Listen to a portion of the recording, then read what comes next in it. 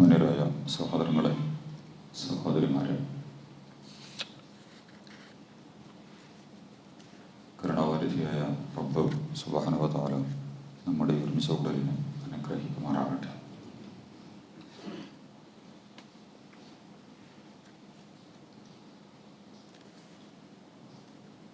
മനുഷ്യൻ്റെ എതിരാളിയാണ് ഇബ്ലീസ്.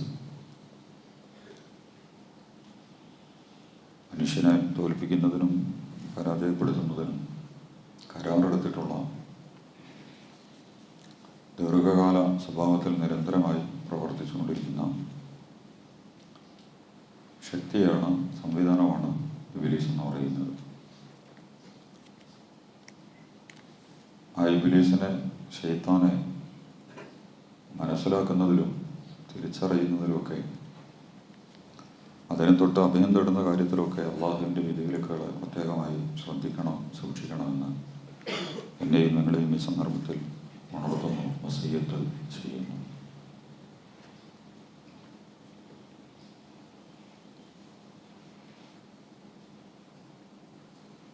ശൈത്താന്, പിശാച്, ഇബ്ലീസായിട്ടൊക്കെ ബന്ധപ്പെട്ടിട്ട് ധാരാളം ചർച്ചകൾ എല്ലാ വിഭാഗങ്ങളിലും നടന്നുകൊണ്ടിരിക്കുന്നുണ്ട്. മുസ്ലിങ്ങളിലും മുസ്ലിങ്ങളല്ലാത്തവരിലും ഒക്കെ. വളരെ ചെറിയ ഒരു വിശ്വാസം മാത്രമാണ് ശരിക്കും ഇബ്ലീസിനെ കുറിച്ച് ആളുകൾക്കുള്ളത്. അതെന്താണെന്ന് ചോദിച്ചാൽ, നമ്മൾ പലപ്പോഴും പറഞ്ഞിട്ടുള്ളത് പോലെ മാനസിക രോഗം, ഭ്രാന്ത്, ബോധക്കേട്, അതുപോലെ തന്നെ വകതിരിവില്ലായ്മ, ഇതൊക്കെ സൃഷ്ടിക്കുന്ന എന്തോ ഒരു സംഗതി. മഹാകുഴപ്പങ്ങളൊന്നും സൃഷ്ടിക്കുന്ന സാധനമല്ല. വ്യക്തികളെ ഇങ്ങനെ ഇട്ടിട്ട് ചുഴറ്റുന്ന ചില്ലറ അല്ലറ പ്രശ്നങ്ങളൊക്കെ ഉണ്ടാക്കി അതിന് വല്ല മന്ത്രോ തന്ത്രോ സിഹറോ മാരണോ ഒക്കെ ചെയ്താൽ ഇബ്ലീസിനെ ആട്ടി ഓടിക്കാൻ കഴിയും. അല്ലെങ്കിൽ ചില പ്രത്യേക ആരാധനകളും അനുഷ്ഠാനങ്ങളൊക്കെ നിർവഹിച്ചാൽ ഇബ്ലീസിനെ നമുക്ക് പറഞ്ഞയക്കാൻ പറ്റും. ഇങ്ങനൊരു ഇബ്ലീസിനെ കുറിച്ചാണ് പൊതുവെ നമ്മളൊക്കെ പഠിപ്പിക്കപ്പെട്ടിട്ടുള്ളത്. പിന്നെ അതിനോട് ചേർന്നൊരു ഇബ്ലീസ് ഉണ്ട്. അന്തിപാതിര നേരത്ത് ഭീകരമായ രൂപത്തിലൊക്കെ ഇറങ്ങി വരുന്ന, മുടിയൊക്കെ നീട്ടി, കറുത്ത വസ്ത്രമൊക്കെ ഇട്ട്, പല്ലൊക്കെ കൂർപ്പിച്ച്, നാക്കുന്നൊക്കെ ചോര ഒറ്റ വീണും കാണുമ്പോഴേക്കും നമ്മളെ ഭയപ്പെടുന്ന രീതിയിൽ വരുന്നൊരു ഇബ്ലീസിനെ കുറിച്ചൊക്കെ യക്ഷി, പ്രേതം എന്നൊക്കെ പറഞ്ഞിട്ടൊക്കെ ഇബ്ലീസിൻ്റെ വകഭേദങ്ങളാണ് എന്നവർ പറയുന്നു. അതൊന്നല്ല ഈ സാധനം, അങ്ങനെയൊന്നുമില്ല. അപ്പോൾ അങ്ങനെ ഒരു ഇബ്ലീസിനെ കുറിച്ചും വരകളിലും നോവലുകളിലും ചിത്രങ്ങളിലും സിനിമകളിലും ഒക്കെ അവതരിപ്പിക്കപ്പെട്ടിട്ടുണ്ട്. ഡ്രാക്കുള എന്നൊക്കെ പറഞ്ഞിട്ട് അങ്ങനെയൊക്കെ തുടങ്ങിയിട്ട് അങ്ങനെ കുറേ സാധനങ്ങളുണ്ട്. എന്ന് പറഞ്ഞാൽ വ്യവസ്ഥനോടോ അവസ്ഥകളോടോ പോരാടുന്ന ഇബ്ലീസൊന്നുമല്ല. വ്യവസ്ഥകളിലും അവസ്ഥകളിലും ഒന്നും നിലനിൽക്കുന്ന ഇബ്ലീസൊന്നും. ഈ സാധു നീങ്ങളെയൊക്കെ പിന്നാലെ കൂടിയിട്ട് ആകെ വട്ടം തിരിയിപ്പിക്കുന്ന, എന്നിട്ട് നമുക്ക് മാനസിക രോഗവും വിരാന്തമൊക്കെ തരുന്ന, എന്നിട്ട് മാനസിക രോഗം നമ്മളെ സ്ത്രീകളുടെ സ്വഭാവങ്ങൾ, കുട്ടികളുടെ സ്വഭാവങ്ങൾ, ഇതിലൊക്കെ വരുന്ന ചില വൈകൃതങ്ങളുണ്ട് പല കാരണങ്ങളാൽ. എന്നിട്ട് അതിന് തങ്ങൾ ഉസ്താദ്, മുസ്ലിയാർ, അച്ഛൻ, സ്വാമി എന്നൊക്കെ പറഞ്ഞിട്ട് മന്ത്രവാദ, ജാട്ട്, മോട്ട്, മന്ത്രം, സിഹർ ഒക്കെ ചെയ്യുന്ന ആളെടുത്തൊക്കെ പോയിട്ട് നമ്മളമ്മമാരും അമ്മമാരും ഒക്കെ പരക്കം പോഞ്ഞുകൊണ്ടിരിക്കുന്നുണ്ട് ആ ഇബ്ലീസിനെ വായിക്കാൻ വേണ്ടിയിട്ട്. വേൾഡ് അടിസ്ഥാനത്തിൽ തന്നെ സാത്താനിക് എന്താണ് വേഴ്സ്, ഇബാദത്ത്, ശൈത്താനെ ആരാധിക്കുക, സാത്താൻ പൂജ, ശൈത്താൻ പൂജ എന്നൊക്കെ പറഞ്ഞിട്ട് വേറൊരർത്ഥത്തിൽ എവിടേക്കോ നടക്കുന്നു എന്നൊക്കെ പറയുന്നു. നമ്മുടെ കൊച്ചിയിലൊക്കെ ചിലർ തുടങ്ങി എന്നൊക്കെ പറയുന്നുണ്ട്. അന്തിപാതിര നേരത്തെ പബ്ബുകളിലും ഹബ്ബുകളിലും ഒക്കെ ആളുകളെയും ചെറുപ്പക്കാരെയൊക്കെ വിളിച്ചു കൂട്ടി അതിരുകളില്ലാത്ത വണ്ണം എല്ലാ സ്വാതന്ത്ര്യങ്ങളും നൽകി മയക്കുമരുന്ന്, പെണ്ണ്, അതുപോലെ തന്നെ ആഘോഷം, സംഗീതം, വളരെ വഷളായ അളിഞ്ഞു പൊളിഞ്ഞ എല്ലാ പ്രവർത്തനങ്ങളൊക്കെ ചെയ്യാൻ പറ്റുന്ന അത്തരം ഇബ്ലീസ് പൂജകൾ നടന്നുകൊണ്ടിരിക്കുന്നുണ്ട് എന്നൊക്കെ പറയുന്നുണ്ട്. യഥാർത്ഥത്തിൽ എന്താണ് ഇബ്ലീസ്? ഇതൊരു പ്രശ്നം തന്നെയുള്ളൂ. ഇതൊക്കെയാണ് ഇബ്ലീസ്. ഇങ്ങനെയൊക്കെയാണ് ഇബ്ലീസ് വരിക. നമ്മൾ മനസ്സിലാക്കിയിട്ടുള്ള ഇബ്ലീസും ഖുർആൻ നമ്മുടെ മുമ്പിൽ പരിചയപ്പെടുത്തുന്ന ഇബ്ലീസും എങ്ങനെയാണ്? ഇത് വളരെ ഗൗരവത്തോടു കൂടി നമ്മൾ പഠിക്കേണ്ട ഒരു വിഷയമാണ്. കാരണം മനുഷ്യൻ്റെ എതിരാളിയായി അള്ളാഹു ഇന്നഹു ലക്കും അദുവ്വുൻ മുബീൻ, നിങ്ങളോട് ശത്രുതയുള്ള, നിങ്ങളോട് പകയുള്ള, നിങ്ങളെ തോൽപ്പിക്കാൻ കരാറെടുത്ത് തീരുമാനിച്ചിട്ടുള്ള ശക്തിയാണ് ഇബ്ലീസ് എന്ന് പറയുന്നത്. അപ്പം ഈ മനുഷ്യനെ എങ്ങനെയാണ് ഇത് തോൽപ്പിക്കുക? ഈ ചില്ലറ അല്ലറ പ്രവർത്തനങ്ങൾ കൊണ്ട് മന്ത്രം, ജാട്ട്, മറ്റേ ഇങ്ങനെയുള്ള കുറേ ഉറുക്ക്, ഏലസ് ഇതൊക്കെ തന്നിട്ട്, അല്ലെങ്കിൽ അന്തിക്ക് പാതിരാക്കി ഇറങ്ങി വന്ന് നമ്മളെ പേടിപ്പിച്ചിട്ട് ചെറിയ മാനസിക രോഗങ്ങളൊക്കെ നൽകിയിട്ട്, ഇതാണോ പിശാചിൻ്റെ പ്രവർത്തനം എന്ന് പറയുന്നത്? അതാണോ ഇപ്പോൾ അള്ളാഹിനോട് വലിയ കരാറൊക്കെ എടുത്ത് ഞാൻ ഇവരെ എന്താ ഇവിടെ തന്നെ പറയുന്നുണ്ട്, എന്താ അവരിൽ നിന്ന് വലിയൊരു വിഭാഗത്തെ ഞാൻ എന്താണെങ്കിലും ലഹ്തനിക്കന്ന ദുരിയതഹു ഇല്ലാ ഖലീല, അവരുടെ മനുഷ്യരുടെ മക്കളെ വളരെ കുറച്ചൊഴിച്ച് ബാക്കി എല്ലാത്തിനെയും വേരോടെ പിഴുതെടുത്തിട്ട് ഞാൻ കൈകാര്യം ചെയ്യും എന്നൊക്കെ പറയുന്നുണ്ട്. ഈ അത് നസീബം മഫ്റൂള, അതുപോലെ തന്നെ വലിയൊരു ഓഹരി ഞാൻ അവരിൽ നിന്ന് ലത്തഹിതന്ന, ഞാൻ അവരിൽ നിന്ന് പിടിച്ചെടുക്കും, മനുഷ്യരിൽ നിന്ന് വലിയൊരു വിഭാഗത്തെ വലിയ പ്രവർത്തനങ്ങളിലൂടെ ഞാൻ പിടിച്ചെടുക്കും എന്നൊക്കെ ഇബ്ലീസ് അള്ളാഹിനോട് വാഗ്വാദം നടത്തി ഇറങ്ങിപ്പോയിട്ടുണ്ട്. അപ്പോൾ ഈ ഇബ്ലീസ് എന്താണ്, എവിടെയാണ്, എങ്ങനെയാണ്, എന്താണ് ഇതിൻ്റെ വർക്ക്? ഇത് അറിയണമെങ്കിൽ ഖുർആൻ പഠിക്കലാണ് മാർഗം. ഖുർആൻ പഠിക്കാത്തതുകൊണ്ട് ഉള്ള അന്ധവിശ്വാസങ്ങൾ മുഴുവൻ ഈ സമുദായം നിലനിർത്തിക്കൊണ്ടിരിക്കുന്നുണ്ട്. അപ്പോൾ ഇതിൽ ചില കാര്യങ്ങൾ നമ്മളതായിട്ട് ബന്ധപ്പെട്ടിട്ട് മനസ്സിലാക്കേണ്ട ചില കാര്യങ്ങളാണ് നിങ്ങളുടെ ശ്രദ്ധയിൽ കൊണ്ടുവരുന്നത്. ഇബ്ലീസ് ഉണ്ടായ ഒരവസ്ഥ ഉണ്ട്. ഇബ്ലീസ് ആദ്യം ഇബ്ലീസൊന്നുമല്ല. ഇബ്ലീസ് നല്ല വിവരമുള്ള, ജ്ഞാനമുള്ള, അറിവുള്ള, കഴിവുള്ള, എല്ലാ സംഗതികളുടെയും അടിയൊഴുക്കുകളൊക്കെ വായിച്ചെടുക്കാൻ കഴിയുന്ന നല്ല ജ്ഞാനിയായിരുന്നു മിസ്റ്റർ ഇബ്ലീസ് എന്ന് പറയുന്ന ആൾ. മലക്കല്ല, ജിന്നാണ്. ജിന്നുകൾക്കും മനുഷ്യർക്കും മാത്രമേ അള്ളാഹ് എന്ത് ചെയ്തിട്ടുള്ളൂ? സ്വാതന്ത്ര്യം നൽകിയിട്ടുള്ളൂ. മലക്കുകൾക്കൊന്നും അള്ളാഹു അലൈഹ മലായികത്തുല്ലാ യാസൂന അല്ലാഹു മാ അമറഹും, എന്താണോ അള്ളാഹ് പറഞ്ഞത് അത് മാത്രമേ മലക്കുകൾ എടുക്കുള്ളൂ. മലക്കുകൾ മാത്രമല്ല, ലോകത്തെ സകല ജൈവ സ്പീഷീസുകളൊക്കെ അങ്ങനെയാണ്. അതേസമയം അള്ളാഹ് പറഞ്ഞതിനെതിരെയും അനുകൂലമായും പ്രതികൂലമായും പ്രതികരിക്കാനുള്ള കരുത്ത് നൽകിയിട്ടുള്ളത് ജിന്നുകൾക്കും മനുഷ്യർക്കും മാത്രമാണ്. ജിന്നുകളെ കുറിച്ച് ഒരു ചർച്ച നമ്മൾ നടത്തിയിട്ടുണ്ട്. മുസ്ലിം സംഘടനകളിലും മുസ്ലിം സമുദായത്തിലൊക്കെ ശരിയല്ലാത്ത ചർച്ചകൾ ജിന്നായിട്ട് ബന്ധപ്പെട്ടിട്ട് ഇപ്പോൾ നടന്നുകൊണ്ടിരിക്കുക. അത് നേരത്തെ പറഞ്ഞ മാതിരി അന്തിപാതിരത്തെ പാതിരാക്ക് വരും, എന്നിട്ട് ഒരു കാല് ഈ പുഴൻ്റെ ഈ കരയിൽ വെക്കും, മറ്റേ കാല് മറ്റേ പുഴൻ്റെ കരയിൽ വെക്കും, എന്നിട്ട് അതിൻ്റെ അടിയിൽ കൂടെ നമുക്ക് അങ്ങോട്ട് നടന്നു പോകാം. അങ്ങനെയൊക്കെയുള്ള ഇബ്ലീസ് ഉണ്ട്. അതേപോലെ ഒറ്റക്കുളമ്പുള്ള ജീവിയായിട്ടൊക്കെ ഇബ്ലീസ് ഇറങ്ങി വരും. എന്നൊക്കെ ഇബ്ലീസ് അല്ല, ജിന്നിനെ കുറിച്ചും ഭയങ്കര എന്താ പറയുക, മാസ്മരിക സ്വഭാവത്തിൽ നമ്മളെ ഭയപ്പെടുത്തുന്ന ഒരു ജിന്നിനെയൊക്കെ, അതിലൊന്നും ഒരു കഥയില്ല എന്ന് നമ്മൾ മനസ്സിലാക്കുക. മനുഷ്യൻ്റെ ഭയം എന്ന് പറയുന്ന വികാരത്തെ വളരെ ലളിതമായി കൈകാര്യം ചെയ്തിട്ട് പറ്റിക്കാനുള്ള, അല്ലെങ്കിൽ കാൽപ്പനികതയും ഭാവനയൊക്കെ ചേർത്ത് വെച്ച് നോവലിസ്റ്റോ അല്ലെങ്കിൽ രചയിതാവോ അല്ലെങ്കിൽ നല്ല സാമർത്ഥ്യമുള്ള വ്യക്തികളൊക്കെ ഉണ്ടാക്കുന്ന ഉമ്മാക്കി മാത്രമാണ് അത്തരം കഥകൾ എന്ന് പറയുന്നത്.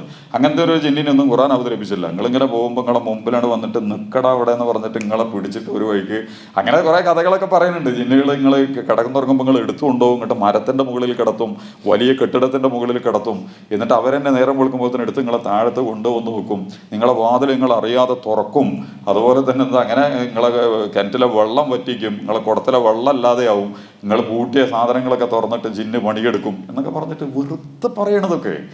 അങ്ങനെയൊന്നും ഒരു പണി, അങ്ങനെയൊന്നും പണി അങ്ങനെയൊക്കെ നമ്മൾ തോറ്റുപോകൂലേ? കാരണം നമ്മളറിയാതെ നമ്മളെ ജീവിതത്തിലേക്ക് കയറി വരാൻ ഒരു പാമ്പ് വരിക എന്ന് പറഞ്ഞാൽ തന്നെ നമുക്ക് പ്രശ്നമാണ്. എത്ര പരക്കം പോയി ഞാൻ നിങ്ങൾക്ക് വടിയെടുത്തിട്ടും ആളെടുത്തിട്ടും പിന്നെ കൊല്ലാൻ പറ്റുന്നവരെ വിളിച്ചിട്ടും ഒക്കെ, ഇങ്ങോട്ട് ഈ ജിന്നിനെ പോലത്തെ ഒരിക്കലും നമുക്ക് കാണാം. ഒരു കൊറോണൻ്റെ വൈറസ് വരുമ്പോൾ തന്നെ ഭയങ്കര പ്രശ്നമുണ്ട്, കാണാൻ കഴിയാതെ. അപ്പോൾ ഈ കാണാൻ കഴിയാതെ നിരന്തരമായി നമ്മളെ ജീവിതത്തിലേക്ക് ഇങ്ങനെ കയറി വന്നുകൊണ്ടിരിക്കുന്ന ഒരു സാധനം വന്നിട്ട് നമ്മളെ വീട്ടിൽ, അതും കാര്യകാരണം നമ്മൾ പടിഞ്ഞാട്ട് കോട്ടൻ്റെ വണ്ടി മൂപ്പര് കിഴക്കോട്ട് കൊണ്ടുപോകുക, പിന്നെ കുടുങ്ങിയില്ല നമ്മളെന്താ ചെയ്യുക? നമ്മൾ കോഴിക്കോട് പോകാൻ തീരുമാനിച്ച വണ്ടി വിടുമ്പോൾ മൂപ്പര് നേരെ കൊടുങ്ങല്ലോ അവർക്ക്. അങ്ങനെ ഇബ്ലീസ് കൊണ്ടാകാൻ തീരുമാനിച്ച പിന്നെ മനുഷ്യനെന്താ ചെയ്യാന്ന്? ജിന്ന് അങ്ങനെ ചെയ്യാൻ തീരുമാനിച്ചാൽ അങ്ങനെയൊന്നും ജിന്നില്ല. അങ്ങനെയൊന്നും ജിന്നിൻ്റെ പ്രവർത്തനത്തെ കുറിച്ചൊന്നും ഖുർആൻ പറഞ്ഞിട്ടില്ല. അതൊക്കെ നമ്മൾ പഠിക്കേണ്ട. ഈ ജിന്നുകളിൽപ്പെട്ടവനാണ് ഇബ്ലീസ്. അപ്പോൾ അള്ളാഹു അതിൻ്റെ ഈ ജിന്നിൻ്റെ അല്ലെങ്കിൽ ഇബ്ലീസിൻ്റെ പ്രവർത്തന രീതിയെ സംബന്ധിച്ച് ഖുർആൻ 5-6 സ്ഥലങ്ങളിൽ അത് പറഞ്ഞിട്ടുണ്ട്. വേറെയും കുറേ സ്വഭാവത്തിൽ അത് അവതരിപ്പിച്ചിട്ടുണ്ട്. വൈദ ഖുൽനാലിൽ മലായികത്തി, മലക്കുകളോട് നാം പറഞ്ഞ സന്ദർഭം, ഇസ്ജുദൂലി ആദമ, മനുഷ്യർക്ക് നിങ്ങൾ സുജൂദ് ചെയ്യുക. മനുഷ്യൻ എന്ന് പറയുന്ന ഈ സ്പീഷീസിനെ, ഈ അത്ഭുത വസ്തുവിനെ അള്ളാഹു ഭൂമിയാകുന്ന രംഗവേദിയിലേക്ക് കൊണ്ടുവരികയാണ്. അപ്പം അതിൻ്റെ ഒരു പ്രദർശനം നടക്കുന്നുണ്ട്. ഇതാ അത്ഭുതകരമായ പുതിയ ഒരു സൃഷ്ടി, ഇതുവരെ നിങ്ങൾ അനുഭവിച്ചിട്ടില്ലാത്ത, നിങ്ങൾ കണ്ടിട്ടില്ലാത്ത ഒരൈറ്റത്തെ ഭൂമിയിലേക്ക് നമ്മൾ പറഞ്ഞയക്കാൻ പോവാണ് എന്ന് പറഞ്ഞിട്ട് അള്ളാഹു മനുഷ്യനെന്ന് പറയുന്ന ഈ സൃഷ്ടിയെ അള്ളാഹു സൃഷ്ടിച്ച് മലക്കുകളുടെയും ആകാശലോകത്തെ സംവിധാനങ്ങളെയൊക്കെ മുമ്പിൽ പരിചയപ്പെടുത്തുന്നുണ്ട്. അപ്പോൾ അള്ളാഹു മലക്കുകളോട് പറഞ്ഞു, വൈദഖുൽനാലിൽ മലായികത്തി ഇസ്ജുദൂ. അതിൻ്റെ മുമ്പുള്ള കുറേ സംഭവങ്ങളൊക്കെ ഉണ്ടാവും. ഇതിൽ ഒരു കാര്യം മാത്രമാണ് അള്ളാഹ് നമ്മുടെ മുമ്പിൽ വെക്കണത്. എല്ലാ കാര്യം കൂടി നമുക്ക് ആവശ്യമല്ല. വൈദഖുൽനാലിൽ മലായികത്തി ഇസ്ജുദൂ ലി ആദമ, ആദമിന് നിങ്ങൾ സുജൂദ് ചെയ്യുക. എല്ലാ അവിടെ കൂടിയിരുന്ന ആളുകളോടൊക്കെ പറഞ്ഞു, ഈ ആളുകൾ അംഗീകരിക്കണം. നമ്മളിപ്പോൾ മാനേജ്മെൻറ്റ് കമ്മിറ്റി പുതിയൊരു പ്രിൻസിപ്പാളെ വെച്ചാൽ അധ്യാപകരെയും വിദ്യാർത്ഥികളെയും വിളിച്ചിട്ട് പറയും, ഇതാണ് പുതിയ പ്രിൻസിപ്പാള്, നിങ്ങൾ ഇയാൾ പറയണത് കേൾക്കണം, ഇയാളുടെ കൽപ്പനകൾ നിങ്ങൾ അനുസരിക്കണം എന്ന് നമ്മൾ വിളിച്ചു പറയും. പ്രിൻസിപ്പാൾമാരെ വിളിച്ചിട്ട് AEOനെ അവതരിപ്പിച്ച് DO അവതരിപ്പിക്കും. ഇതാണ് ഇവിടുത്തെ AEO പറയുന്ന കാര്യങ്ങളൊക്കെ നിങ്ങൾ പ്രിൻസിപ്പാൾമാർ കേൾക്കണം എന്നൊക്കെ നമ്മൾ പറയല്ലോ. അതിൻ്റെ ഒരു പുതിയ ആളെ ഇതാണ് ഇത് കൊല്ലാലിൽ മലായിക്കത്ത് ഇസ്തുദൂരെ ആദമ, ഈ ആദമിന് നിങ്ങൾ വഴങ്ങുക എന്ന് പറഞ്ഞതിൻ്റെ അർത്ഥം വളരെ അത്ഭുതകരമായ അധികാരങ്ങൾ നൽകപ്പെട്ടിട്ടുള്ള ഒരു വ്യത്യസ്തമായ ജൈവ വസ്തുവാണ് ഈ മനുഷ്യൻ എന്ന് പറയുന്നത്. അത് ജീവികളല്ല, മാലാഖമാരല്ല, ജിന്നുകളല്ല, വളരെ കാരണം ഓരോന്നിനും വ്യത്യാസമുണ്ട്. നമുക്ക് അതിലൊന്നും നമ്മൾ അത്ഭുതപ്പെടേണ്ട കാര്യമൊന്നുമില്ല.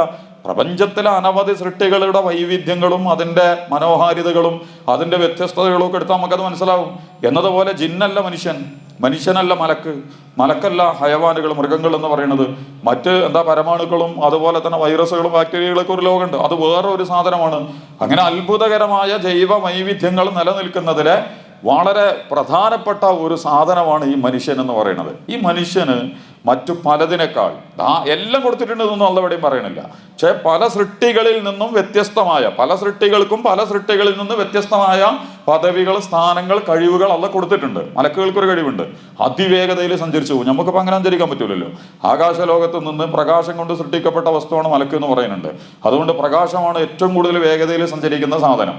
അതുകൊണ്ട് പ്രകാശത്തിന്റെ വേഗതയിൽ സഞ്ചരിക്കുന്നവരാണ് മലക്കുകൾ. ആകാശലോകത്ത് നിന്ന് എന്ന് പറഞ്ഞിട്ട് ഇറങ്ങി വരും. അതൊന്നും ഇപ്പം വിശ്വസിക്കാൻ ബുദ്ധിമുട്ടൊന്നുമില്ല. തരംഗങ്ങൾ, അതുപോലെ തന്നെ നമ്മുടെ ചാനലുകളിലൂടെയൊക്കെയുള്ള സെൻസറുകളിലൂടെയൊക്കെ വന്നുകൊണ്ടിരിക്കുന്ന നമ്മളുടെ ശബ്ദ തരംഗങ്ങളൊക്കെ എത്ര വേഗം അമേരിക്കയിൽ നിന്ന് നമ്മൾ സംസാരിക്കുമ്പോൾ അത് ആ സെക്കൻഡ് വ്യത്യാസമല്ലാതെ ഒരു സെക്കൻഡ് പോലും വൈകാതെ കിട്ടുന്നുണ്ട്. എന്തോ ഒരു പ്രതലത്തിലൂടെ സഞ്ചരിച്ചിട്ടാണ് നമ്മുടെ ശബ്ദം നമ്മളുടെ മൊബൈലിലേക്കും നമ്മുടെ ചെവിയിലേക്കും എത്തുന്നത്.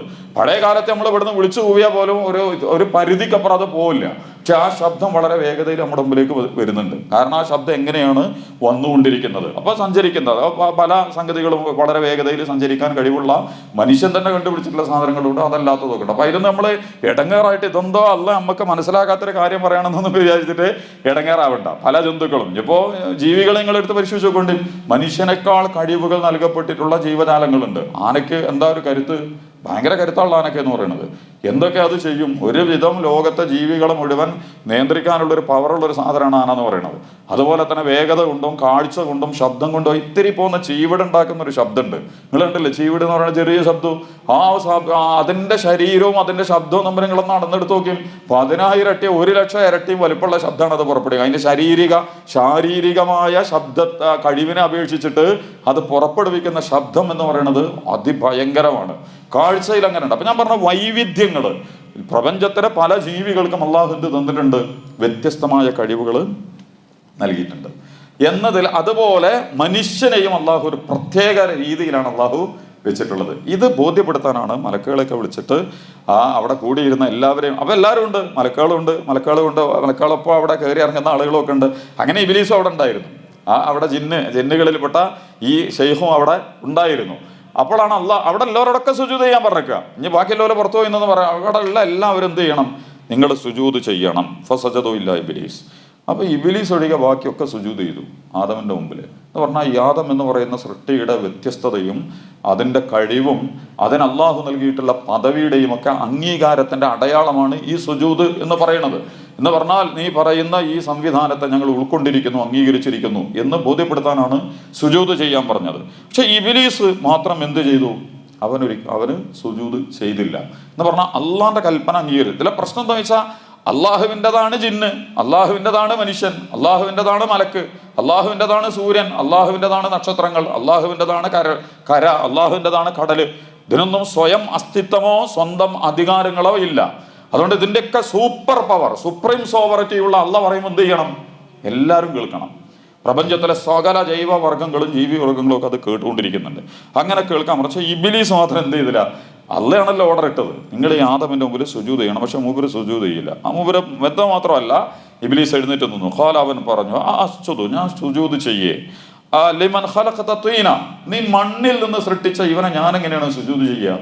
മണ്ണിൽ നിന്നാണ് മനുഷ്യനെ സൃഷ്ടിച്ചത്. ഞാൻ ഖലഖ്തനി മിൻ നാർ, വേറെ സ്ഥലത്ത് പറയുന്നുണ്ട്, വഖലഖ്തഹു മിൻ തീൻ, നീ എന്നെ തീയിൽ നിന്നാണ് സൃഷ്ടിച്ചത്. അപ്പൊ തീയാണോ വലുത്, മണ്ണാണോ വലുത്? മണ്ണാണോ വിശുദ്ധം, അതല്ല തീയാണോ പരിശുദ്ധം? ഇതിലേതാണ് ക്വാളിറ്റി കൂടിയത്? അതിൻ്റെ ജനിതക ഘടന കൊണ്ട് അതിൻ്റെ ചേരുവകൾ കൊണ്ട്, അതിൻ്റെ മിശ്രിതങ്ങൾ കൊണ്ട് ഏതാണ് ഏറ്റവും മെച്ചപ്പെട്ടത്? അപ്പൊ ഇബ്ലീസ് അവറുകൾ ധരിച്ചിരിക്കുന്നത്, ജിന്ന് ധരിച്ചിരിക്കുന്നത് മണ്ണ് വളരെ മോശപ്പെട്ടതാണ്, മ്ലേച്ഛമാണ്, അയിത്തമാണ്, കൊള്ളാത്തതാണ്, തീണ്ടേണ്ടതാണ്, തീണ്ടാരി വേണ്ടതാണ്, മണ്ണ് എന്ന് പറഞ്ഞാൽ അശ്ലീലമാണ് എന്നൊക്കെയാണ് മൂപ്പരുടെ വകുപ്പ്. തീ എന്ന് പറഞ്ഞാൽ വിശുദ്ധമാണ്, പരമശുദ്ധമാണ്, പരിശുദ്ധമാണ്. അപ്പോൾ വളരെ മ്ലേച്ഛമായ മണ്ണിൽ നിന്ന് സൃഷ്ടിക്കപ്പെട്ട ഞാൻ, നീ മനുഷ്യന് വേണ്ടി തീയാൽ സൃഷ്ടിക്കപ്പെട്ട ഞാൻ സുജൂദ് ചെയ്യുകയോ? ഇത് നമ്മൾ ഖുർആൻ ഈ കഥ ഇത് പറയുമ്പോൾ ഇതിലൂടെ നമ്മളിവിടെ കൈമാറ്റം ചെയ്യാൻ ഖുർആൻ ആഗ്രഹിക്കുന്ന ഒരു സന്ദേശമുണ്ട്. മനുഷ്യന്റെ എല്ലാ മ്ലേച്ഛതകളും ഹൃദയത്തിൽ രൂപപ്പെടുന്നത് അവന്റെ പദവിയുടെ, അല്ലെങ്കിൽ ജാതി, മത, വർഗ, സമുദായ, ദേശ, ഭാഷ. അവര് വിദേശികളാണ്, അവര് പെറ്റുപെരുകുന്നവരാണ്, അവര് താഴ്ന്നവരാണ്, അവരെ വിശുദ്ധരല്ല, മ്ലേച്ഛരാണ്, ഞങ്ങളാണ് മുന്തിയവർ. ലോകത്തുടനീളം നിലനിൽക്കുന്ന ഓരോരുത്തരും, ഹൈന്ദവ സമുദായത്തിലൊക്കെ ജാതിയുടെ മഹാശൃംഖലകളുണ്ട്. അതിൽ ഓരോ ജാതിക്കാരനും ഭയങ്കര രസമാണ് ഇതിനെ വിശദീകരിക്കുന്ന ആളുകൾ. ബ്രാഹ്മണനാണ് ഏറ്റവും മുകളിലുണ്ടാവുക, ബ്രാഹ്മണന്റെ മേലെ ക്ഷത്രിയനാണ്, അപ്പം ബ്രാഹ്മണന്റെ താഴെയാണ് ക്ഷത്രിയൻ മുതൽ ബാക്കി എല്ലാവരും. ചിലരൊന്നും മനുഷ്യരേ അല്ല. പക്ഷെ ക്ഷത്രിയന്റെ പ്രശ്നം എന്താ വെച്ചാൽ, ക്ഷത്രിയൻ വിചാരിക്കണം അവന്റെ താഴെ വൈശ്യനും അതുപോലെ തന്നെ ശൂദ്രനും ഉള്ളതുകൊണ്ട് അവരെ മുകളിലാണല്ലോ ഞാൻ, അവരുടെ മുകളിലായതുകൊണ്ട് എന്താണെങ്കിലും ഞാൻ മറ്റവന്റെ താഴെ ആയതാലും പ്രശ്നമില്ല ഞങ്ങൾ. അപ്പം വൈശ്യനും വിചാരിക്കണം അങ്ങനെയാ, എൻ്റെ മോളെ 2 ഉണ്ട്, എന്നാലും ശൂദ്രന്മാരും അതിൻ്റെ താഴെയുള്ളവരൊക്കെ നമ്മളെ താഴെയുള്ളൂ, അപ്പം നമ്മൾ മേലെയുള്ളൂ. ഹിന്ദു എന്നൊന്നും ഇതിന് പറയാൻ പറ്റില്ല. ജാതികളും ഉപജാതികളും ഒക്കെ ആയിട്ട് ചേരിതിരിയുന്ന ഓരോ വിഭാഗങ്ങളും സ്വയം എളിയുന്നത് എങ്ങനെയാന്ന് വെച്ചാൽ, മറ്റൊരു ഞങ്ങളെ താഴെയാണ്, ഞങ്ങൾ അവരെക്കാൾ മേലെയാണ്. ചരിത്രത്തിൽ പിശാച് അവതരിപ്പിച്ചിട്ടുള്ള വളരെ മാരകമായ വാദങ്ങളിലൊന്നാണിത്. ഞാനാണ് മുന്തിയത് ആകാൻ പറയുന്ന കാരണം എന്തല്ല, ധാർമ്മികമോ മൂല്യങ്ങളോ നന്മയോ സത്യമോ നിലപാടുകളോ നടപടികളോ അല്ല. അവൻ മണ്ണിൽ നിന്ന് സൃഷ്ടിക്കപ്പെടുന്നതും ഇവൻ തീയിൽ നിന്ന് സൃഷ്ടിക്കപ്പെടുന്നതും അവരുടെ ഇഷ്ടത്തിന്റെ അടിസ്ഥാനത്തിലല്ല. ഞാൻ തീയിൽ നിന്ന് ഞാൻ സ്വയം ഉണ്ടായവനാണെന്ന് പറയുകയാണെങ്കിൽ പിന്നെ അതിനൊരു പങ്കുണ്ട്. കാരണം എന്താ, വേറെ ആർക്കും ഒരു പങ്കില്ല. ഞാൻ തീയെന്നുണ്ടായത്, അങ്ങോട്ട് ഈ ചവറ മണ്ണിന് ഞാൻ എന്തിന് അംഗീകാരം കൊടുക്കണം? അവൻ തീയിൽ നിന്നുണ്ടാകുന്നതും ആദമ മണ്ണിൽ നിന്നുണ്ടാകുന്നതും മനുഷ്യൻ മണ്ണിൽ നിന്നുണ്ടാകുന്നതും നമ്മുടെ തീരുമാനത്തിന്റെ അടിസ്ഥാനത്തിലല്ല, മറിച്ച് അള്ളാന്റെ തീരുമാനത്തിന്റെ അടിസ്ഥാനത്തിലാണ്. അതുകൊണ്ട് അവകാശവാദങ്ങൾക്ക് അതിലൊരു പ്രസക്തിയില്ല. അള്ളാഹുദിനെ തീയാക്കാൻ തീരുമാനിച്ചെങ്കിൽ ഇത് തീയാകുമായിരുന്നു, അത് മണ്ണാകാൻ തീരുമാനിച്ചെങ്കിൽ അത് മണ്ണാകുമായിരുന്നു. അതുകൊണ്ട് ആ ഉൽപ്പന്നത്തിന്റെ മിശ്രിതത്തിന്റെ സൃഷ്ടിക്കപ്പെടാൻ കാരണമായി തീരുന്ന പദാർത്ഥങ്ങളുടെ അളവുകോല് വെച്ചുകൊണ്ട് പദവികളുടെയും മഹത്വത്തിന്റെയും സ്ഥാനത്തിന്റെയും ഒക്കെ അവകാശവാദങ്ങൾ അള്ളാന്റെ മുമ്പിൽ നടത്തുന്നതിന് യാതൊരു അർത്ഥമില്ല. ഈ വാദം ഇത് അബാവസ്തക്ബറ വകാന മിനൽ കാഫിരീൻ. ഇബ്ലീസ് ആദ്യം ചെയ്യുന്ന പ്രവർത്തനം ധിക്കാരമാണ്, അതുപോലെ തന്നെ വിദ്വേഷമാണ്, അതുപോലെ തന്നെ അസൂയയാണ്. മനുഷ്യനെ നമ്മൾ ശിർക്കിനെ കുറിച്ചൊക്കെ പറയാറുണ്ട്. ഇബ്ലീസ് ശിർക്കൊന്നും ചെയ്തിട്ടില്ല. ഇബ്ലീസ് അല്ലാഹനല്ലാതെ ഒരാളെ ആരാധിച്ചിട്ടില്ല. ആരാധനയിൽ അള്ളാഹു അല്ലാതെ വേറെ ആരും ഇബ്ലീസ് ആരാധിക്കണില്ല. അള്ളാഹിനോട് തന്നെയാണ് എല്ലാ സമ്മതവും അനുവാദവും ഒക്കെ മൂപ്പര് വാങ്ങിയിട്ട് ഇറങ്ങിപ്പോരുന്നത്. അള്ളാഹു അല്ലാത്ത ഒന്നിനെ ഇബ്ലീസ് ആരാധിക്കണില്ല. ഇബ്ലീസ് ചിലപ്പോൾ നമുക്ക് ഉണ്ടാക്കി തരും ആരാധിക്കാൻ. പാർട്ടികൾ, സംഘടനകൾ, പ്രത്യയശാസ്ത്രങ്ങൾ, നേതാക്കന്മാർ, വ്യക്തികൾ, വസ്തുക്കൾ, വർഗങ്ങൾ എല്ലാത്തിനും നമുക്ക് ദൈവമാക്കിയിട്ടൊക്കെ കൃത്രിമമായിട്ട് ഉണ്ടാക്കി തരാനൊക്കെ ഇബ്ലീസ് ശ്രമം നടത്തും. പക്ഷെ ഇബ്ലീസ് അള്ളാഹു അല്ലാത്ത വേറെ ഇബ്ലീസിനെ പോലെ ഇബ്ലീസ് പൂജ ചെയ്യണില്ല.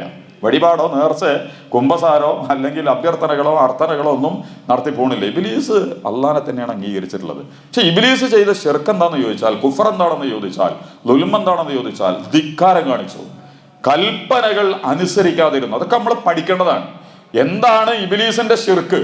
ശിർക്കാണല്ല പൊറുക്കാത്ത കുറ്റം. ഷിർക്ക്, കുഫർ, ലുൽമ, ഫുസൂക്ക് എന്നൊക്കെ പറയണത് അള്ളാഹുവിന്റെ കൽപ്പനകൾ അനുസരിക്കാതിരിക്കുക, സ്വന്തം ഈഗോക്ക്, സ്വന്തം ബഗയിന്, സ്വന്തം എന്താ പറയാ, നമ്മളുടെ ഒരു ജ്ഞാനീയത്തുണ്ടല്ലോ, അനാനീയത്ത് എന്ന അറബിയിൽ പറയും. അവനവനിസം, ഞാനാണ് വലുത്, എൻ്റെ കുടുംബമാണ് വലുത്, എൻ്റെ വംശം, എൻ്റെ ഭാഷ, എൻ്റെ ദേശം, എൻ്റെ സമുദായം, എൻ്റെ പാർട്ടി, എൻ്റെ സംഘടന, എൻ്റെ മതം, ഇങ്ങനെ അങ്ങോട്ട് പോയിട്ട് ഇതൊക്കെ എന്തിനാന്ന് വെച്ചാൽ ധാർമ്മികമായിട്ടുള്ള അടവ് പോലെ വെച്ചുകൊണ്ടല്ല, മറിച്ച് ഭൂരിപക്ഷം അല്ലെങ്കിൽ കേവലമായ താല്പര്യങ്ങൾ ഇതൊക്കെ വെച്ചിട്ടാണ് മനുഷ്യൻ അവകാശവാദങ്ങൾ ഉന്നയിക്കുക. ഇബ്ലീസും ഇങ്ങനെ തന്നെയാണ് ഇത് പറഞ്ഞത്. അതുകൊണ്ടാണ് ഇബ്ലീസ് പറഞ്ഞത്, ഇത് മണ്ണിൽ നിന്ന് സൃഷ്ടിക്കപ്പെട്ട ഞാൻ ഇതിനെന്തിനാണ് സുജൂദ് ചെയ്യേണ്ടത്? എന്നിട്ട് ഇബ്ലീസ് പിന്നെ അള്ളാഹ്ക്ക് അങ്ങോട്ട് വിശദീകരിച്ചു കൊടുക്കുക. ഖാല, അവൻ പറഞ്ഞു, അറഅയ്തക, നീ കാണുന്നുവോ, ഹാദല്ലദി, ഇവനെ, കറംത അലയ്യ, എന്നെക്കാൾ ബഹുമാനിക്കപ്പെടേണ്ടവനാണ് ഇവനെന്ന്. ഈ ജൈവവർഗ മലക്കുകളോട് മുഴുവൻ നീ പറഞ്ഞത് ഇവന് സുജൂദ് ചെയ്യാനാണ്. അപ്പൊ എന്നെക്കാൾ പദവിയും സ്ഥാനമൊക്കെ നീ അവന് നൽകിയിട്ടുണ്ടോ? അങ്ങനെയാണോ അള്ളാഹു നീ അവനെ പരിഗണിക്കുന്നത്? അള്ളാഹിനോട് അങ്ങോട്ട് ചോദിക്കുകയാണ്. ഇബ്ലീസിന്റെ ഒരു കിബർ. അപ്പൊ കിബർ വന്നാൽ നമ്മളെ മനസ്സിലൊക്കെ തോന്നും, എന്താ അങ്ങനെ അതെന്താ അങ്ങനെ ആയിക്കൂടായിരുന്നു, ഇതെന്താ ഇങ്ങനെ ആയിക്കൂടായിരുന്നു. അങ്ങനെ വേണ്ട കാര്യമില്ലല്ലോ. ന്യായത്തെ, സത്യത്തെ, അവകാശത്തെ, മൂല്യത്തെ ഒക്കെ മാറ്റി വെച്ചിട്ട് നമ്മുടെ വികാരങ്ങളുടെ ആളലുകൾ എന്ത് ചെയ്യും? നിലപാടുകളെ വിശകലനം ചെയ്യുന്നിടത്തും തീരുമാനങ്ങൾ എടുക്കുന്നിടത്തും നമ്മളെ വഴി പഠിപ്പിക്കും. ഇബ്ലീസ് അപ്പൊ അള്ളാഹിനോട് തന്നെ ചോദിക്കണം, അതാണ് എന്നെക്കാൾ വലിയ പരിഗണന നീ അവന് കൊടുക്കുന്നുണ്ട്. എന്നിട്ട് ഇബ്ലീസ് പറയല്ലോ, അല്ലെ ഇല്ല ഇന്നഖറത്തനി, നീ എനിക്കൊരു അവസരം തരികയാണെങ്കിൽ, എന്നെ നീ പിന്തിക്കുകയാണെങ്കിൽ, എനിക്ക് ഖിയാമത്ത് നാൾ വരെ പ്രവർത്തിക്കാനുള്ള ഫ്രീഡം തരികയാണെങ്കിൽ, സ്വാതന്ത്ര്യം തരികയാണെങ്കിൽ,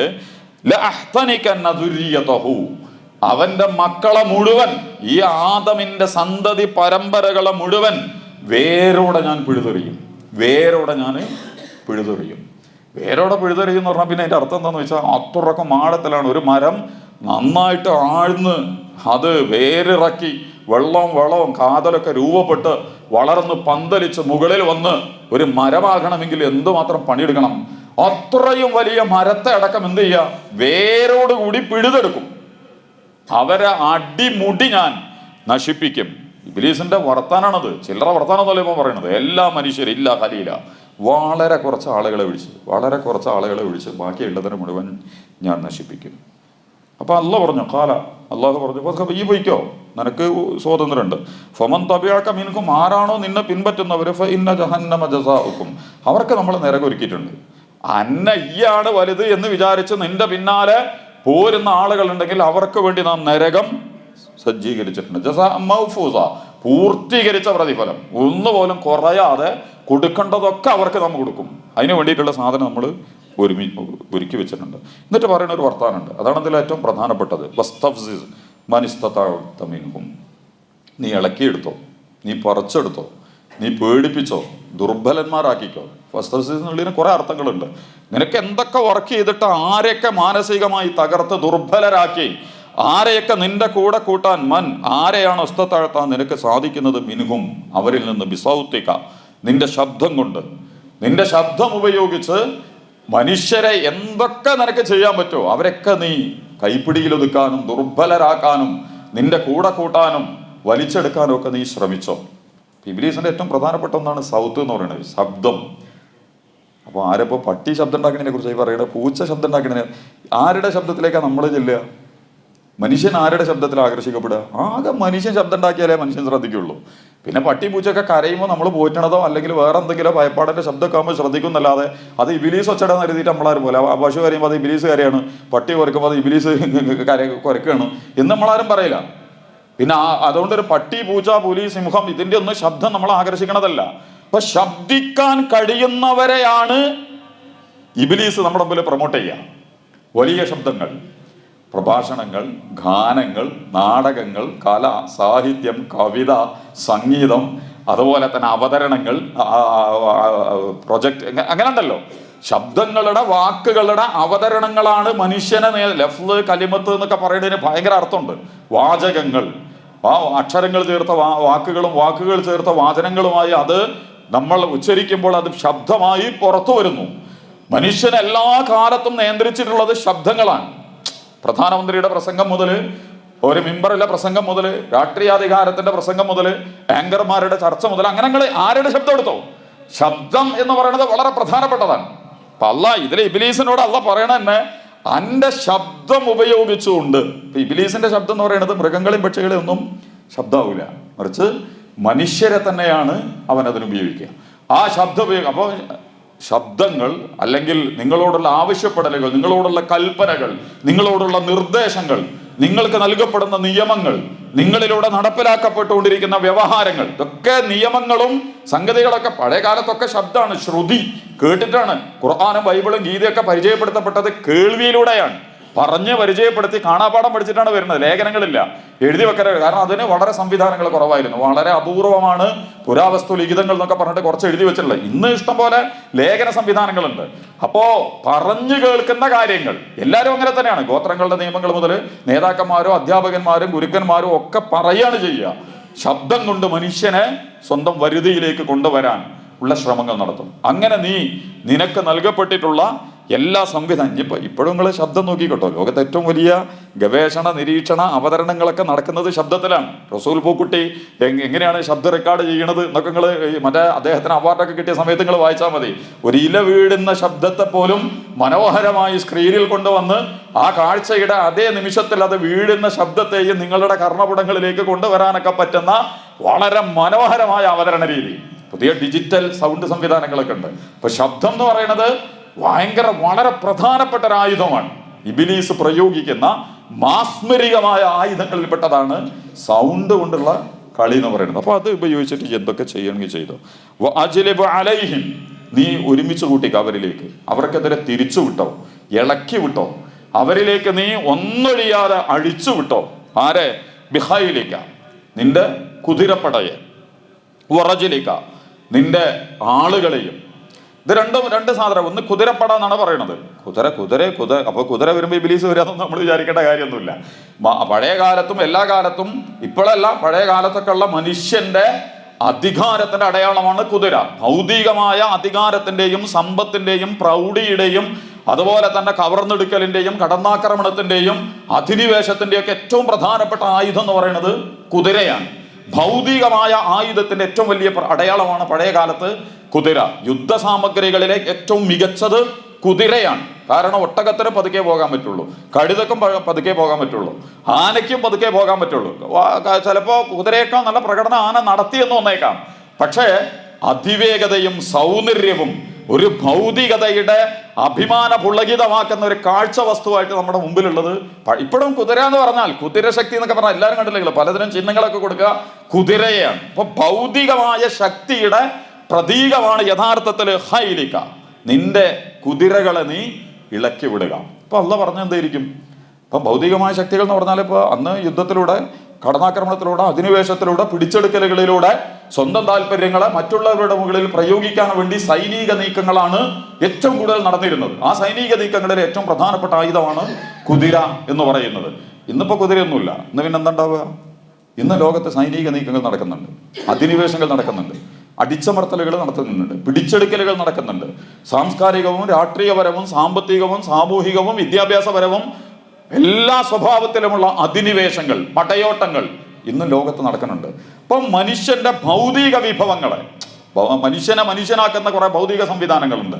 പള്ളി, പള്ളിക്കൂടം, പഞ്ചായത്ത്, പാർലമെന്റ്, കോടതി, അതുപോലെ തന്നെ സൈന്യം, അതുപോലെ തന്നെ വിദ്യാഭ്യാസം, ആരോഗ്യം, പരിസ്ഥിതി, കൃഷി, കല, സാഹിത്യം, സംസ്കാരം, അങ്ങനെ തുടങ്ങിയിട്ട് കായികം, ഇതൊക്കെ മനുഷ്യനെ ഭൗതികമായി നിലനിർത്തുന്ന വൈവിധ്യമുള്ള സംവിധാനങ്ങളാണ്. ഈ സംവിധാനങ്ങളെ മുഴുവൻ നീ നിനക്ക് വേണ്ടി ഉപയോഗിക്കേ.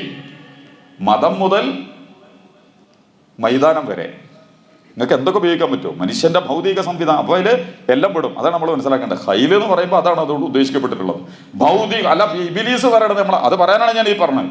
പാതിരാക്ക വന്നിട്ട് നിങ്ങളെ ഇടങ്ങേറാക്കുന്ന ഒരു സാധനമല്ല. നിങ്ങളുടെ വിദ്യാഭ്യാസ പദ്ധതിയിലൂടെ, നിങ്ങളുടെ ആരോഗ്യ പദ്ധതിയിലൂടെ, നിങ്ങളുടെ രാഷ്ട്രീയ ആശയങ്ങളിലൂടെ, നിങ്ങളുടെ മതകീയമായ ആശയങ്ങളിലൂടെ, നിങ്ങളുടെ പരിസ്ഥിതിയിലൂടെ, നിങ്ങളുടെ കൃഷിയിലൂടെ, നിങ്ങളുടെ കലയിലൂടെ, സാഹിത്യത്തിലൂടെ, കായിക സംവിധാനങ്ങളിലൂടെ, നിങ്ങളുടെ ശാസ്ത്രത്തിലൂടെ മനുഷ്യൻ ഇടപഴകുന്ന ഭൗതിക സംവിധാനങ്ങളുടെ എല്ലാ മേഖലകളിലും എന്തുവരും? അതാണ് ഹൈല് എന്ന് പറഞ്ഞതിന്റെ അർത്ഥം. കുതിരക്കൂട്ടത്തെ, കുതിരപ്പടയെ നീ അഴിച്ചു വിട്ടോ എന്ന് പറഞ്ഞാൽ ഭൗതികമായ ഈ ഇതൊന്നും മൃഗങ്ങളും പശുക്കളും എല്ലാം നടത്തുക. മനുഷ്യനാണ് ഇതൊക്കെ ചെയ്യുക. ഇപ്പോഴും അധിനിവേശങ്ങൾ അവരുടെ കുതിരകൾ പാർലമെന്റിലും പള്ളിയിലും പഞ്ചായത്തിലും പള്ളിക്കൂടത്തിലും ഒക്കെ പാഞ്ഞുകൊണ്ടിരിക്കുകയാണ്. നമ്മുടെ കൃഷിയിടങ്ങൾ മുതൽ നമ്മുടെ തീന്മേശയിലടക്കം അധിനിവേശത്തിന്റെയും പിടിച്ചെടുക്കലുകളുടെയും അതിഭീകരമായ അട്ടിമറികളുടെയൊക്കെ പ്രവർത്തനങ്ങൾ നടന്നുകൊണ്ടിരിക്കുന്നുണ്ട്. ഇതൊക്കെ നമ്മൾ അങ്ങനെയൊന്നും നിങ്ങൾക്ക് ഇബിലീസിനെ മനസ്സിലാണല്ലെങ്കിൽ നിങ്ങൾ മന്ത്രിച്ചൂതനെ ഇബിലീസിനായിട്ട് നടക്കേണ്ടി വരും. ആ ഇബിലീസിനെ അങ്ങനെ പ്രത്യേകിച്ച് നിങ്ങൾ കൈകാര്യം ചെയ്യേണ്ട കാര്യമൊന്നുമില്ല. പിന്നെ പറയണ വരജിലിക്ക, നിന്റെ ആളുകളെയും. ആ സൈന്യത്തിലെ ഏറ്റവും പ്രധാനപ്പെട്ട കുതിരയും കുതിരന്റെ പുറത്ത് പോണ ആളുമാണ് എന്ന് പറഞ്ഞാൽ മനുഷ്യന്റെ കഴിവ്.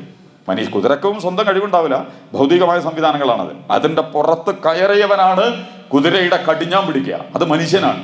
ഇപ്പൊ മനുഷ്യൻ എന്ന് പറയുമ്പോൾ വരജിലിക്ക, അതിലെ മനുഷ്യരെയും. ഇപ്പൊ കലാകാരൻ, സാഹിത്യകാരൻ, മതപുരോഹിതൻ, രാഷ്ട്രീയക്കാരൻ, സാംസ്കാരിക പ്രവർത്തകൻ, കായിക പ്രവർത്തകൻ, അങ്ങനെ ഓരോ രംഗത്തും വർക്ക് ചെയ്യുന്ന വ്യവസായി, കോടതി, പോലീസ്, സൈന്യം, അതുപോലെ തന്നെ വൈവിധ്യമുള്ള മണ്ഡലങ്ങളിൽ നേതൃത്വം നൽകുന്ന ആളുകളെയും നീ ഇളക്കി വിടുക. ഇബ്ലീസിന്റെ ഉപകരണമായിട്ട് ഇവരൊക്കെ മാറും. അതാണ് അള്ളാഹ് പറഞ്ഞതിന്റെ അർത്ഥം. വശാരിക്കുഹും, പിന്നെ പറയുന്നത് കുറച്ചുകൂടി ഭീകരമാണ്. അതിന്റെ വിശദാംശങ്ങളിലേക്ക് കടന്നു പോകാം, പറഞ്ഞ് നമുക്ക് പെട്ടെന്ന് അവസാനിപ്പിക്കുക. വശാരിക്കുഹും ഫിൽ അംവാലി വൽ ഔലാദി, അവരുടെ സമ്പത്തിലും അവരുടെ മക്കളിലും നീ പങ്കാളിയാവുക, അവരെ കൂടി നീ പങ്കാളികളാക്കുക. ഇത് നമ്മൾ വിചാരിക്കണതിന്റെ അപ്പുറത്തുള്ള പണിയാണ്. മനുഷ്യനെ ഭൗതികമായി നിലനിർത്തുന്ന, നേരത്തെ പറഞ്ഞ ഹൈലിന്റെ സ്ഥാനത്ത് വരുന്ന സാധനമാണ് അംവാല്. അംവാൽ എന്ന് പറഞ്ഞാൽ പണം, സമ്പത്ത്. സമ്പത്തിന്റെ വിശുദ്ധി കെടുത്തുക, അതിന്റെ നന്മ കെടുത്തുക, ആ സമ്പത്തിനെ അശ്ലീലവും അനാശാസ്യവും അധർമ്മപരവുമായിട്ട് മാറ്റുക. നിങ്ങൾ ഇന്നത്തെ സാമ്പത്തിക ശാസ്ത്രങ്ങളും അതിൽ നിന്നുണ്ടാകുന്ന വ്യാപാര വ്യവസായ വിപണന ലാഭഛേദ ഒക്കെ നിങ്ങളൊന്നും എടുത്ത് പരിശോധിച്ചു നോക്കണ്ടി. സാമ്പത്തിക രംഗമാണ് ഏറ്റവും മലീമസമായിട്ട് കിടക്കുന്നത്. ഏറ്റവും മലീമസമായി ഒരു നബി വരികയാണെങ്കിൽ ഇടപെടേണ്ടത് സാമ്പത്തിക രംഗമാണ്. പലിശ, ഊഹക്കച്ചവടം, ഷെയർ മാർക്കറ്റ്, കരിഞ്ചന്ത, പൂഴ്ത്തിവെപ്പ്, തട്ടിപ്പ്, വെട്ടിപ്പ് എല്ലാം നടക്കുന്നുണ്ടല്ലോ. സാമ്പത്തിക കാര്യങ്ങളിൽ നീ അവരുടെ കൂടെ, അല്ലാതെ ഇബ്ലീസ് വന്നിട്ട് നിങ്ങൾക്ക് മാനസിക രോഗം തന്നിട്ട് പോരുന്നല്ല പറയണത്. നിങ്ങളുടെ സമ്പത്ത് ഘടനയിൽ, നിങ്ങളുടെ സമ്പാദ്യശീലങ്ങളിലും ശേഖരിച്ചു വെക്കുന്ന ശീലങ്ങളിലും ചെലവഴിക്കുന്ന ശീലങ്ങളിലും ഇബ്ലീസ് ഇടപെടും. നിങ്ങളുടെ രാജ്യത്തിന്റെ സമ്പത്ത് ഘടന മുതൽ നിങ്ങൾ വ്യക്തികളുടെ സാമ്പത്തിക സംവിധാനങ്ങളിലടക്കം നീ പങ്കാളികളാവുക. അങ്ങനത്തെ ഒരു ഇബ്ലീസ് നമ്മൾ കണ്ടിരിക്കണം, എവിടെയെങ്കിലും? ഒരിക്കലും കണ്ടിട്ടുണ്ടാവില്ല. പിന്നെ പറയണത് വംവാൽ, നിങ്ങളുടെ മക്കളിലും പങ്കാളികളാവുക. അതാണ് ഇപ്പം നടന്നുകൊണ്ടിരിക്കുന്നത്.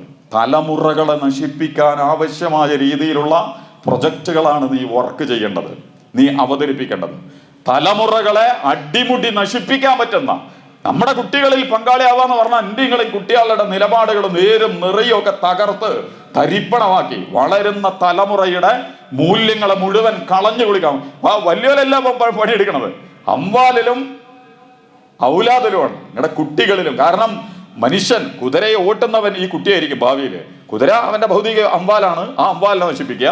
അതുപോലെ തന്നെ അതിന്റെ പുറത്ത് കയറി പോകാൻ സാധ്യതയുള്ളത് മനുഷ്യൻ, ഈ തലമുറയാണ്. ആ വിദ്യാഭ്യാസത്തിന്റെ പുറത്തിരിക്കുന്ന, ശാസ്ത്രത്തിന്റെ പുറത്തിരിക്കുന്ന, മതത്തിന്റെ പുറത്തിരിക്കുന്ന, കായിക മത്സരങ്ങളിലും കലാമത്സരങ്ങളുടെയൊക്കെ പുറത്തിരുന്ന് ജീവിതത്തിൽ സഞ്ചരിച്ചുകൊണ്ടിരിക്കുന്ന മനുഷ്യനെ, അതിന്റെ തലമുറയെ നീ എന്ത് ചെയ്യുക? തട്ടിമറിക്കുക, നശിപ്പിക്കുക. വഴുതും ധാരാളം വാഗ്ദാനക്കോൽക്ക് ചെയ്തു കൊടുത്ത ഓഫറുകൾ, ഗ്യാരണ്ടി കൊടുക്കുക. അത് ചെയ്താൽ ഇത്, ഇത് ചെയ്താൽ അത്, ഇങ്ങനെ ചെയ്താൽ അങ്ങനെ, അങ്ങനെ ചെയ്താൽ എങ്ങനെ എന്നൊക്കെ പറഞ്ഞിട്ട് വ്യാമോഹങ്ങളുടെയും ആഗ്രഹങ്ങളുടെയൊക്കെ ധാരാളം ഓഫറുകൾ മനുഷ്യന് കൊടുക്കും. ഖുർആൻ പരിചയപ്പെടുത്തിയ ഇബ്ലീസ് ഇങ്ങനെയാണുള്ളത്. ഇനിയും വേറെ ഉണ്ട് ഇബ്ലീസ് ആയിട്ട് ബന്ധപ്പെട്ട്. ഇപ്പം നമുക്ക് തൽക്കാലം ഇവിടെ അവസാനിപ്പിക്കും. ഇങ്ങനത്തെ ഒരു ഇബ്ലീസിനെ നിങ്ങൾ എവിടെയെങ്കിലും കണ്ടുക്കണോ? നിങ്ങൾ നോക്കുക. നിങ്ങളമ്മാർക്കും നമ്മളെ വാപ്പാർക്കും നമ്മളെ മറക്കാർക്കും ഒക്കെ കിട്ടിയിട്ടുള്ളത് ഒരു പാപം പിടിച്ച മറ്റേ ഇബ്ലീസാണ്. അന്തിപാതിരാക്ക വന്നിട്ട് നമ്മളെ കലയുടെ പുറത്ത് വരുന്ന ഇബ്ലീസിനെ നമ്മൾ കണ്ടിട്ടില്ല, സാഹിത്യത്തിന്റെ പുറത്ത് വരുന്ന ഇബ്ലീസിനെ നമ്മൾ കണ്ടിട്ടില്ല, വിദ്യാഭ്യാസത്തിന്റെ പുറത്ത് കയറി വരുന്ന ഇബ്ലീസിനെ നമ്മൾ കണ്ടിട്ടില്ല, മതസംഘടനകളുടെയും മതത്തിന്റെയും പുറത്ത് വരുന്ന ഇബ്ലീസിനെ കണ്ടിട്ടില്ല, രാഷ്ട്രീയത്തിന്റെയും രാഷ്ട്രീയ പാർട്ടികളുടെയും പുറത്ത് കയറി വരുന്ന ഇബ്ലീസിനെ നമ്മൾ കണ്ടിട്ടില്ല. നമ്മൾ കാണുന്ന ഇബ്ലീസ് ആകെ മാനസിക രോഗം വിരാന്തമൊക്കെ ഉണ്ടാക്കാൻ പറ്റിയ പാവം പിടിച്ച ഇബ്ലീസാണ്. ആ ഇബ്ലീസ് അങ്ങനെ ഒരു വർക്ക് ചെയ്യാനേ തീരുമാനിച്ചിട്ടില്ല. മറിച്ച് വർക്ക് ഇതാണ്: സമ്പത്തിലും സന്നാഹങ്ങളിലും തലമുറകളിലും സംവിധാനങ്ങളിലും ഭൗതികമായ സംവിധാനങ്ങളിലും ഇടപെട്ടിട്ട് അടിവ്യാഹ്തനിക്കുന്ന അതിൻ്റെ അടിസ്ഥാനങ്ങളെ പിഴുതിട്ട് നേരെ ഉൾട്ട വിപരീതമായ ആശയങ്ങളും നിലപാടുകളും ഒക്കെ അവിടെ ഞാൻ തരിശാക്കി നല്ല പച്ചപ്പുള്ള സ്ഥലത്തെ മരുഭൂമിയാക്കി മാറ്റുന്ന പ്രവർത്തനം ഞാൻ നടത്തുമെന്നാണ് ഇബ്ലീസ് പറഞ്ഞിട്ടുള്ളത്. ഇൻഷാ അല്ലാഹ് കൂടുതൽ കാര്യങ്ങൾ പിന്നീട് നമുക്ക് എവിടെയെങ്കിലുമൊക്കെ പറയാം. ഇബ്ലീസിനെ പഠിക്കാനൊന്നും ശ്രമിക്കും. ഏതാണെങ്കിലും ആ പദത്തിന് പോലെ ഒരു അർത്ഥമുണ്ട്. ഇബ്ലീസ് എന്ന് പറഞ്ഞാൽ നിരാശ ബാധിച്ചവെന്ന. നിരാശ ബാധിച്ചവന് എന്തും പറയും. പരിഭ്രാന്തിയുള്ളവെന്ന, പേടിച്ചവെന്ന, സമനില തെറ്റിയവെന്ന. ഞാൻ ആരെങ്കിലുമൊക്കെ ഓർമ്മയിൽ വരുന്നുണ്ടെങ്കിൽ അതൊക്കെ നല്ലതാ. പുതിയ കാലത്ത് സമനില തെറ്റിയ നേതാക്കന്മാർ എന്താണ് പറയണത്, എങ്ങനെയാണ് പറയണത്, എന്തിനാണ് പറയണത്? തോൽക്കുമെന്നുള്ള പേടി, ജയിക്കുമെന്നുള്ള പേടി, ജയിക്കൂല എന്നുള്ള പരിഭ്രാന്തി. അങ്ങനെ ഇബ്ലീസായി കഴിഞ്ഞാൽ പിന്നെ എന്ത് ചെയ്യും? എന്തും പറയും. നിരാശ ബാധിച്ചവെന്ന. ഈ നിരാശ വീട്ടിലും കൂട്ടിലൊക്കെ നമ്മളെ കുട്ടിക്ക് നിരാശ ഉണ്ടായാൽ കുട്ടി അക്രമിയാവും. നമ്മുടെ ഉമ്മാക്ക് നിരാശ ഉണ്ടായാൽ, നിങ്ങൾക്ക് നിരാശ ഉണ്ടായാൽ നമ്മളെന്ത് ചെയ്യും? ആന്റി മൂവ്മെന്റ് ആണ് നമ്മൾ നടത്തുക. എതിർ പ്രവർത്തനമാണ് നമ്മൾ പിന്നീട് നടത്തുക. മുന്നോട്ടല്ല പോവുക, പിന്നോട്ടാ സഞ്ചരിക്കുക. സമൂഹത്തിനും വ്യക്തിക്കും മൂല്യങ്ങൾക്കൊക്കെ എതിരായ ഒരു അതുകൊണ്ടാണ് ഇബ്ലീസ്. അതാണ് ഇബ്ലീസ് ആദ്യം ആന്റി ആയി. കാരണം വിദ്വേഷവും പകയും അസൂയൊക്കെ മൂത്തപ്പോ ഇങ്ങനെയാണ് ഇബ്ലീസ്. അല്ലാതെ ഇബ്ലീസ് എന്ന് പറഞ്ഞാൽ പേടിപ്പിച്ച് ശങ്കല കെട്ടിട്ട് വരുന്ന ഒരു സാധനമായിട്ടൊന്നും ഖുർആൻ എവിടെയും പറഞ്ഞിട്ടില്ല. ബാക്കി ഇൻഷാ അല്ലാഹ് നമുക്ക് പിന്നീട് സൂചിപ്പിക്കാം. ഏതാണെങ്കിലും പിശാചിന്റെ എല്ലാവിധ പ്രവർത്തനങ്ങളിൽ നിന്നും അതിൻ്റെ ബഹുമുഖ സംവിധാനങ്ങളിൽ നിന്നും അള്ളാഹു നമ്മെ കാത്തിരക്ഷിക്കുമാറാകട്ടെ. പ്രിയമുള്ള സഹോദരങ്ങൾ, സഹോദരിമാരെ, ഈ പറഞ്ഞ കാര്യങ്ങളിലൊക്കെ കുറച്ചും കൂടി ആഴത്തിലും ഗൗരവത്തിലും കാര്യങ്ങൾ മനസ്സിലാക്കാൻ ഞാൻ നിങ്ങളൊക്കെ പരിശ്രമിക്കണം. ആ വിഷയത്തിൽ അള്ളാഹുവിനെ സൂക്ഷിക്കണം എന്നുകൂടി ഒരിക്കൽ കൂടി ഞാൻ ഉണർത്തുകയാണ്. രണ്ടാമത്തെ ഒരു കാര്യം, ഇത് ദുൽഖഅദ മാസമാണ്. ശവ്വാലും ദുൽഖഅദും ദുൽഹജ്ജുമാണ് ഹജ്ജിൻ്റെ മാസങ്ങൾ. റമദാനിനെ പോലെ തന്നെ വളരെ അനുഗ്രഹീതമായ മാസങ്ങളാണ് ദുൽഖഅദും ദുൽഹജ്ജും. ഹജ്ജിന് വേണ്ടിയുള്ള മാസമാണ് ദുൽഖഅദ്. അപ്പോൾ നമ്മുടെ റമദാനിനെ പോലെ കൂടുതൽ ഹജ്ജ് മാസം ഏതാനും ദിവസങ്ങൾക്ക് നമ്മുടെ അടുത്തേക്ക് വരും. ഹജ്ജിന് വേണ്ടി ധാരാളം ആളുകൾ പുറപ്പെട്ടുകൊണ്ടിരിക്കുന്നുണ്ട്. ഹജ്ജിൻ്റെ സ്മൃതികൾ, ഹജ്ജിൻ്റെ ഓർമ്മകൾ, ഹജ്ജുമായി ബന്ധപ്പെട്ട കാര്യങ്ങൾ, അതുപോലെ തന്നെ ഇബ്രാഹിം നബി, ഇസ്മായിൽ നബി, ഹാജറ, ഇസഹാക്ക്, സാറ, ഇതൊക്കെ നമ്മളെ മനസ്സിലേക്ക് വരേണ്ട സമയമാണത്. അപ്പോൾ കുറച്ചും കൂടിയൊക്കെ അള്ളാഹിനോട് അടുക്കാനുള്ള സമയമാക്കി ഈ മാസങ്ങൾ ഉപയോഗപ്പെടുത്തുക. ഏറ്റവും പുണ്യകരമായ ദിനരാത്രങ്ങളാണ് ദുൽഖഅദിൻ്റെയും ദുൽഹജ്ജിൻ്റെയും രാപ്പകലുകൾ എന്ന് പറയുന്നത്. അപ്പോൾ ദുൽഹജ്ജ് മാസത്തിനെ മനസ്സിൽ കണ്ടുകൊണ്ട് നമ്മൾ റമദാൻ്റെ മുമ്പ് ശവ്വാലിൽ ഈ ശഅബാനിൽ പ്രാർത്ഥിക്കുന്നത് പോലെ ദുൽഹജ്ജിനെ സ്വീകരിക്കാൻ വേണ്ടിയിട്ട് ദുൽഖഅദിൽ മാനസികമായിട്ട് നമ്മൾ നല്ല അടുക്കും ചിട്ടയും വ്യവസ്ഥയും കൂടുതൽ കർമ്മങ്ങളൊക്കെ ചെയ്തുകൊണ്ട് ശ്രമങ്ങൾ നടത്തണം എന്ന് കൂടി ഈ സന്ദർഭത്തിൽ ഉണർത്തുക. ബലിയറുമായിട്ടൊക്കെ ബന്ധപ്പെട്ട് കഴിഞ്ഞ ആഴ്ച സൂചിപ്പിച്ചിരുന്നു.